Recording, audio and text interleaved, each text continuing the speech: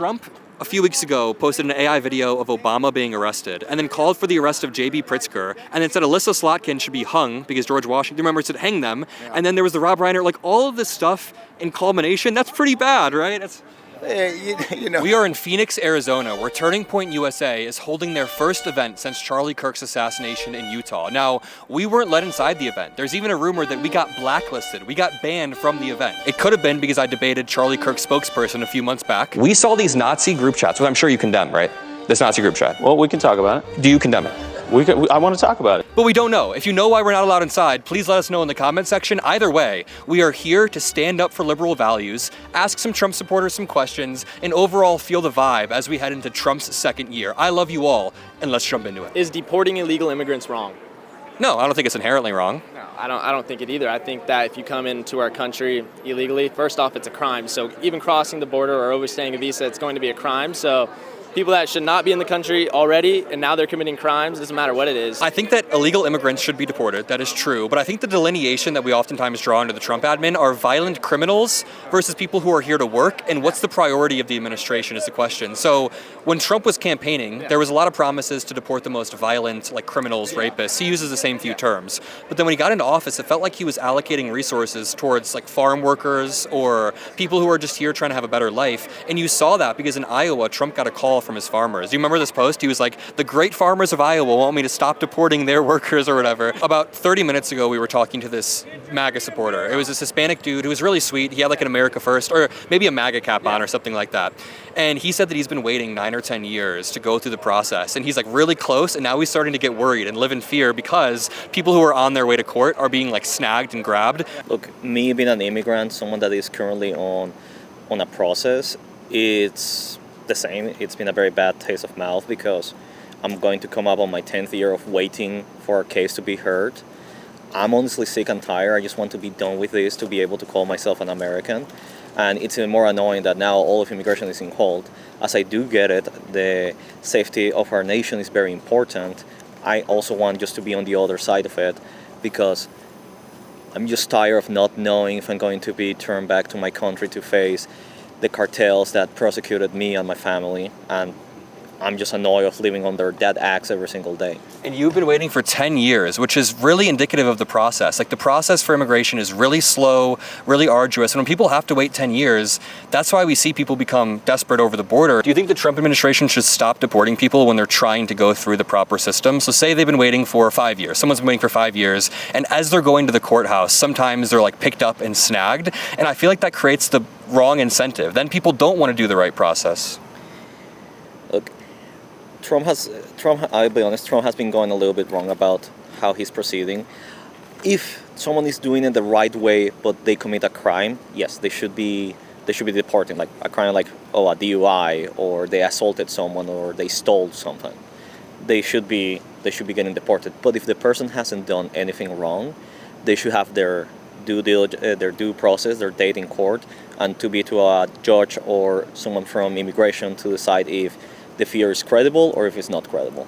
I still think he should be sent out because really? Yeah, I 100% agree that if you overstay, it's a civil violation. You should be sent out. It's a crime, right? So they shouldn't be here. You leave. All right, you need asylum, go to another country while you're figuring out how to get back into the U.S., go through the process legally, and then come in, and then you should be fine. You realize that that's an extreme view. Like, I'm not just saying this as but the idea that someone who's been here for 10 years and that he's building a better life, and he's a net revenue raiser for the economy as well. So I mean, with immigration, my view as a liberal dude, like a young liberal guy, is that legal immigration should be incentivized. We should have no illegal immigration. We should know everybody who's in the country at all times. We should have everyone's name. There should be no criminals let in. People should be vetted. But I feel like if you're in this country and you're raising revenue and you are overall, like I know a lot of people who are genuinely contributing to this country and their community.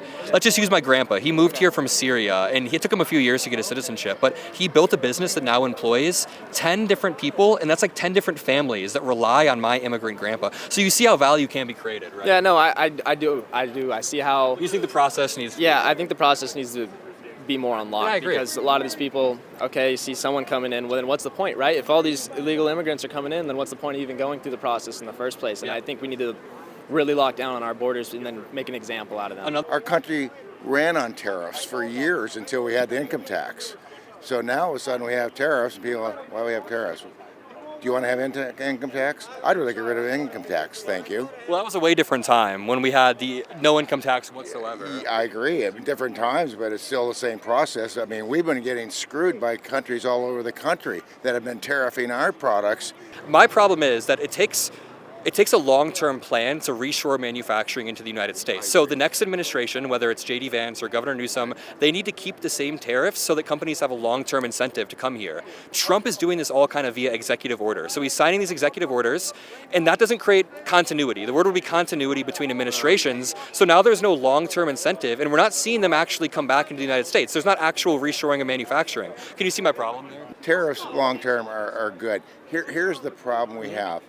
If you have countries that continue to charge us and we don't charge them, we're at a loss. I agree. Okay, now let's talk about the fact that now we have something like $18 trillion invested in our country. I don't believe that. Huh? I don't believe that. Oh, bull! I think they do. I mean, I can't remember everybody off the top of my head. I've seen a list of companies that have invested and countries that have invested. Now, the truth in the pudding is, do they follow through? Trump is he throws out numbers a lot. We can agree that Trump throws out a lot of things. That's a politician. They all throw numbers out. With Trump, it's uniquely grandiose. He threw out $10 billion that they took in, then it was $10 trillion. Now it's $18 trillion, but we're not seeing that manifest anywhere. The GDP isn't increasing, unemployment's up. The $18 trillion, I don't believe it, honestly. Wait. You got to remember where he started from, my friend. He started at a country that was at 9.2% inflation.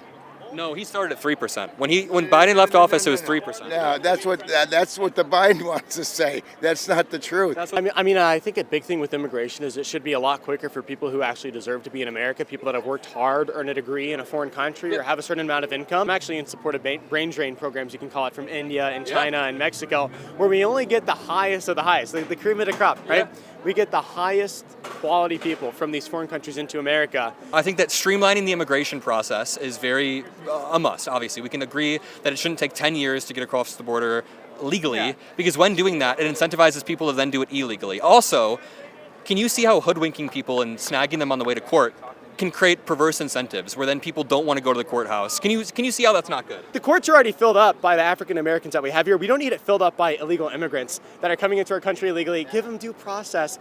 They don't deserve due process. They don't deserve American taxpayers paying for a court to be able to function. The problem is when you say they don't deserve due process, when you want to take due process away from any one single American, you're taking due process away from every American. They're not American. When you want to take due process away from anybody in the country, when you take due process away from anybody in America, you are taking due process away from everybody in America. Do you understand why? Do you think no, I don't. I'm saying we should not have due process for people that are not American. Okay, so say somebody grabs you off the street and without any due process, they deport you. You have no chance to show your passport, your ID, or nothing.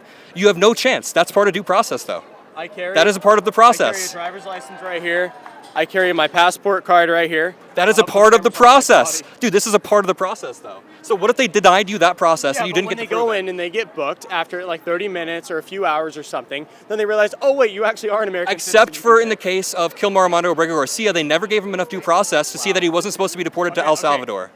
I'm not saying he was American, but he didn't get the due process. Your example, but that's probably true. It probably is true. Well, they brought him back. Here's the thing. That is such a rare occurrence. That's why you know the man's name.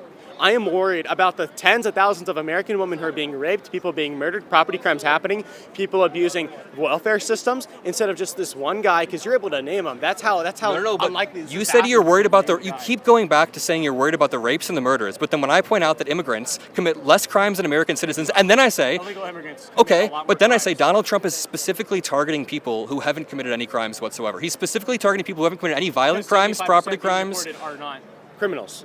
Yes, they're not violent criminals. Yeah, I mean, for the average American, how many do you think are violent criminals? Maybe 5 to 10%? Probably less than that, right? So Trump is not targeting the people who are not criminals. He is targeting the criminals and people who You're came wrong. over illegally. The big beautiful bill had a part that intentionally reallocated. Beautiful bill. It intentionally reallocated funds away from the most violent deportations. Remember when Trump got a call from farmers and he said, "I just got a call from the great farmers of Iowa," and they said, "Please stop deporting our farmers." I feel like that's a pretty perfect example of them targeting people. Are the farmers the one committing these rapes and crimes? Or no, it's not like the workers that are committing these rapes and crimes. And you just said Maybe they are. You just said you're okay with people coming here and making the country better, which that was another point of agreement, is that like H-1B visa programs or programs that incentivize the smartest of the smartest. There's this saying, if you import the third world, you become the third world. And this is the reason why that holds true. Who are we importing from the third world, though? Who's importing anyone? Mexicans, Black people from Africa, people in the Caribbean and Cuba, Jamaica. Who's importing them? Who's importing them? Yeah. Well, I mean, I think we know it's the Jews. I mean, I think we know that's who's actually behind it all. But I don't know if What's your evidence on for that? Instagram. I mean, bro, who controls the evidence? So you have no evidence because the Jews control the evidence, but your intuition tells you that the Jews are both controlling the evidence and they're controlling immigration. I don't even think you believe these conspiracies, bro. Like, the office of the presidency means a lot. To a young guy like me, when I look at the president, I want to look up to this person, right? And when it seems like he's selling, cryptocurrency, and then I check his Twitter, and it's like he's making jokes about Rob Reiner right after Rob Reiner died, I find a lot of this stuff to be distasteful. You can see where I'm coming from. Yeah, I guess. I mean, let's face facts. I mean, the left says things that are pretty horrific, to be But not honest like with the you. president, not like the leader, like Biden. I It's understand, different when but it's the coming same from Trump. the same token, how many bad things did Biden, when he had any thought process, say about Republicans? Like what, though? He didn't say anything that was making fun of the death of a Republican. Like, Democrats are so much more responsible. He didn't have the mental ability to do that, probably. That's why. So if he had, I think he would have. Do you think Biden would have made fun of like Trump's assassination attempts or all this? Like, he was so cool about it. He called Trump after, and he was so nice about it. Yeah, if you have ever listened to any of Biden's videos from when he was in the Senate and some of the things he said, I've heard him. I'm sorry. No, I've heard I'm him. sorry. He would bury Trump. He would bury Trump, and No, verbally he would do it. I mean, he would bury Trump in a debate, but you mean in what they've said? He would be just as crass as you're saying Trump was with Ryder. But Trump, a few weeks ago, posted an AI video of Obama being arrested and then called for the arrest of J.B. Pritzker and then said Alyssa Slotkin should be hung because George Washington, remember, said hang them. Yeah. And then there was the Rob Reiner, like all of this stuff in culmination, that's pretty bad, right? Again, it's Trump, and Trump sometimes gets a little bit carried away and gets very vociferous and excited. Okay, I agree.